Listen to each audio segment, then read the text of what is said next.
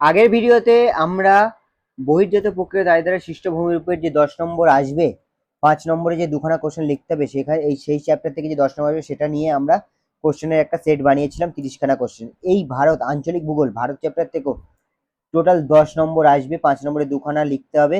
Total হয়তো 4টে question দেবে, তার ভিতরে 2টো লিখতে হবে। তো এই চ্যাপ্টার থেকে যে 10 মার্কস আসবে, সেই 10 মার্কসের জন্য আমরা 30খানা কোশ্চেনের সেট রেডি করেছি।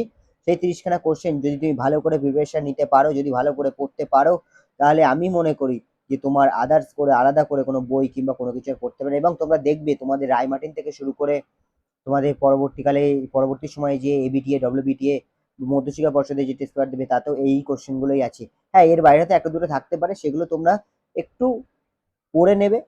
আর আমি তো এটা 2027 সালে মাধ্যমিকের জন্য বানাচ্ছি, কিন্তু এটা অনেক আগে বানাচ্ছি, প্রায় এখনো 10 মাস বাকি। তো আমি 10 মাসের ভিতরে আবার একটা সাজেশন ভিডিও নিয়ে আসবো, তবে এটা সাজেশনের থেকেও মেনলি তোমাদের 90% সিলেবাস কভার করে দেবে। চলো শুরু করা যাক আজকের ভিডিও।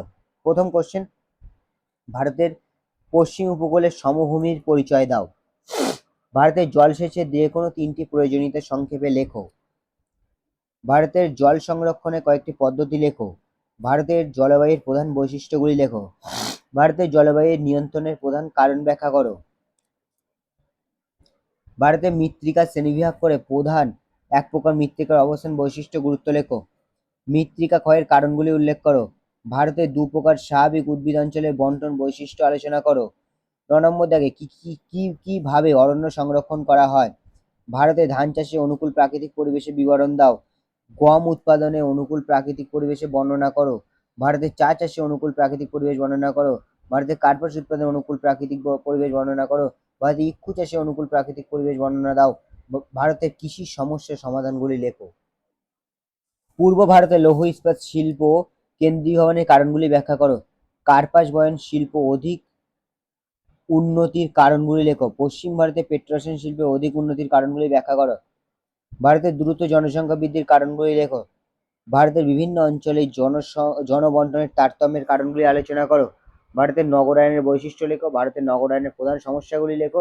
ভারতের পরিবহন ব্যবস্থার গুরুত্ব লেখো। ভারতের নগর গড়ে ওঠার কারণ কি, আর সবুজ বিপ্লব বলতে কি বোঝো। এই 25খানা কোশ্চেন যদি তোমরা ঠিকঠাক রেডি করতে পারো, তাহলে আমি মনে করি আঞ্চলিক ভূগোলের অন্তর্গত ভারত চ্যাপ্টার থেকে যে 10 নম্বর আসবে, সেই 10 নম্বর তুমি অবশ্যই অ্যাটেন্ড করতে পারবে। আর আমি পরের ভিডিওতে যদি তো পরের ভিডিওতে আরও সাজেশন নিয়ে আসবো।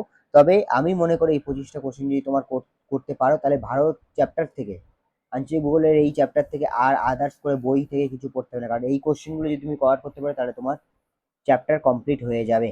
তো বন্ধুরা, আজকের ভিডিওটা এই পর্যন্ত। যদি ভিডিওটা ভালো লেগে থাকে, তাহলে অবশ্যই লাইক কমেন্ট সাবস্ক্রাইব করে দিয়ে পজিটিভ থিঙ্কিং চ্যানেলের সাথে যুক্ত হয়ে দেখো। পরে দেখা হচ্ছে পরের ভিডিওতে।